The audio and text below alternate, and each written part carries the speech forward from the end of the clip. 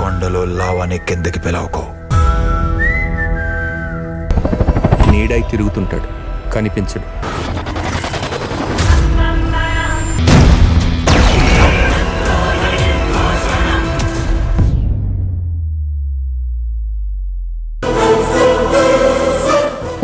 ఇప్పుడు నాకే కాదు, నాతో ఉంటున్న మీకు కూడా ప్రమాదమే. రజీనా, ఏం కాదు, నువ్వు భయపడకు. నేను ఇంకెక్కడ ఉండటం కరెక్ట్ కాదు.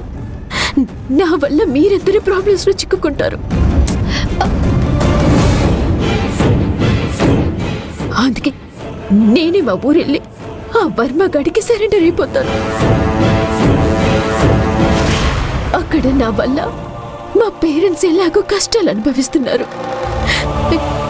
ఇప్పుడు నా వల్ల మీరు కష్టాలు అనుభవించటం నాకిష్టం లేదు. గాయత్రి, రజీనా ఎందుకు ఇలా మాట్లాడుతుంది? అసలు ఏమైంది? చెప్పు గాయత్రి. అంత నా వల్లే జరిగింది. మేం వెళ్ళిన హోటల్కి ఆ వర్మ మనుషులు వచ్చారు.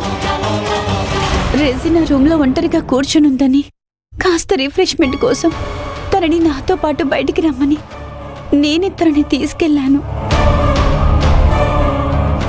నీకు తన సమస్య ఏంటో తెలిసి కూడా ఎలా తీసుకొని వెళ్ళావు? చూడు ఇప్పుడేమైందో. ఇంత మహానగరంలో ఎలా రెజీనాని కనిపెడతారులే అనుకున్నాను.